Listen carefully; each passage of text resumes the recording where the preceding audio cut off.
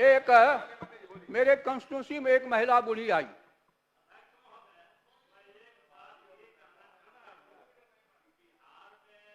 क्यों कहना चाहते हैं? बोलने दीजिए मंत्री जी को, बैठिए, बोलिए।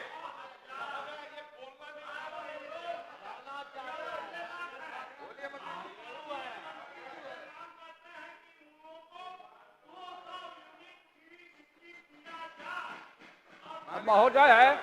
महोदय ये सुनने को तैयार नहीं है कि 14 साढ़े 14 हजार करोड़ रुपया। इसलिए महोदय एक महिला आई और एक महिला आई अच्छी बात सुनिए।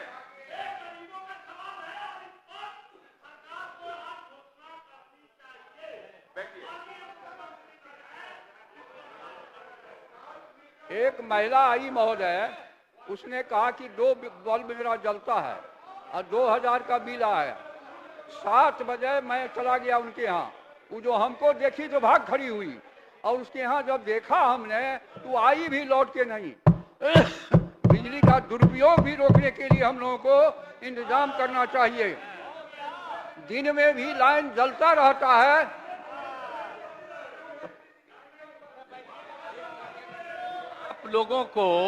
आप लोगों को निकल के जाना है। आप पहले से जानते नहीं थे।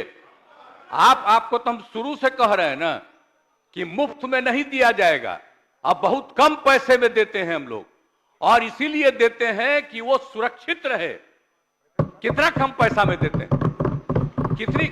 कितना बड़ा पैसा लगता है सरकार को बिजली लेने में, और कितना कम पैसा देते हैं। आप सब लोग रहे, एक बात जानते रहे, अब आज बोल रहे हैं।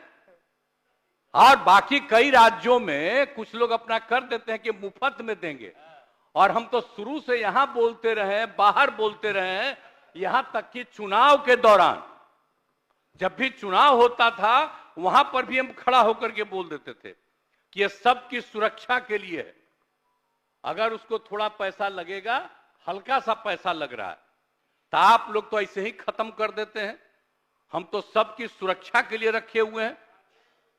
तो आप लोग कुछ सोचिए भाई, चुपचाप बैठिए।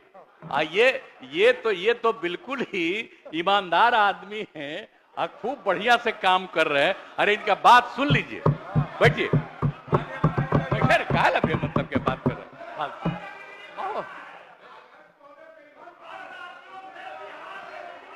आप 1 मिनट सुन लीजिए, आप 1 मिनट सुन लीजिए। जरा अन्य राज्यों का महोदय देखे और बिहार के कंज्यूमर को बिल भी देखे।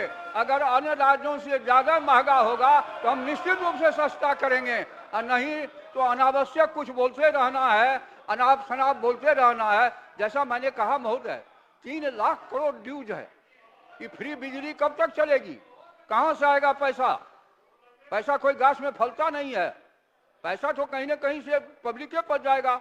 इसीलिए ये माननीय मुख्यमंत्री जी का शुरू से ये कॉन्सेप्ट रहा है कि फ्री बिजली के हम खिलाफ है। किसी चीज में फिर सस्ती बिजली, उन्होंने कहा भी, घोषणा भी किया था कि गरीब गुरबा, गांव गरीब सभी को मुफ्त फ्री बिजली नहीं, लेकिन उसके बिल में लिखा हुआ रहेगा कितना। मैंने जैसा कहा लगभग 14,000 करोड़ से अधिक, जी 14,000 करोड़ से अधिक हम लोग देते हैं उसमें सब्सिडी।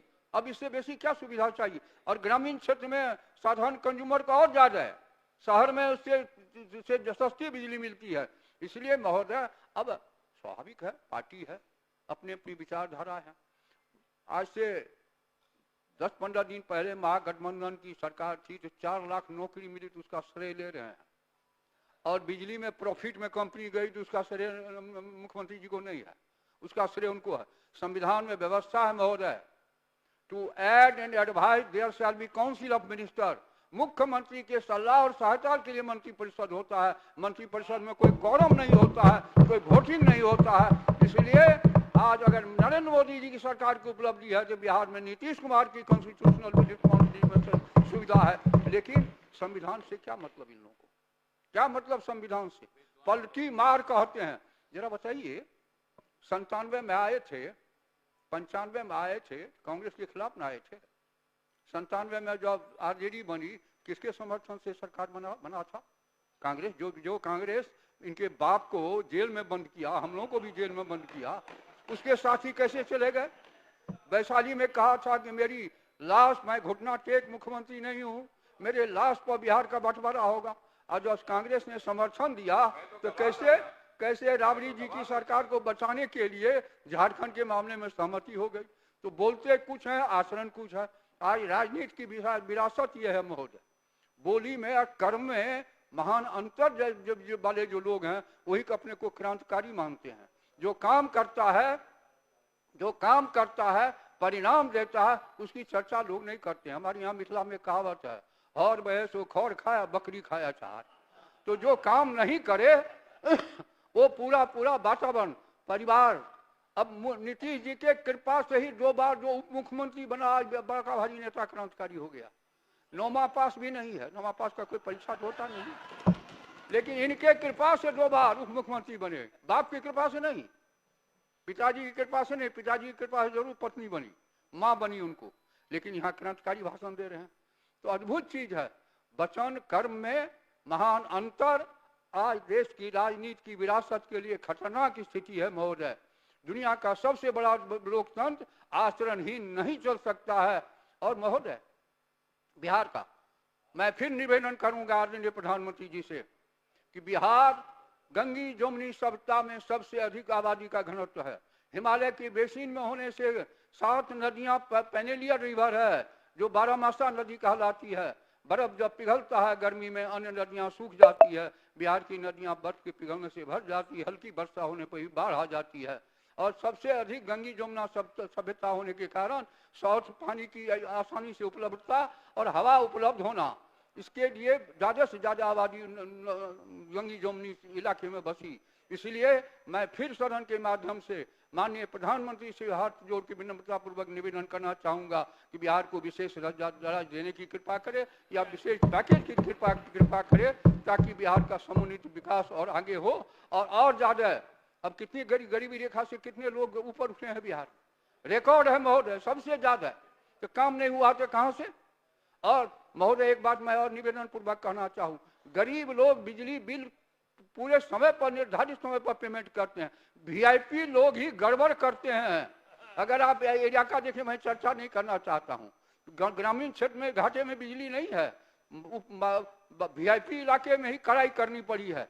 अब यहाँ जो सिस्टम डेवलप किए हैं, ट्रांसफार्मर में कितना मेगावाट पावर जा रहा है, बिल कितना आ रहा है, तो कहाँ जा रहा है? गंगा में जा रहा है क्या, कि धरती में जा रहा है क्या?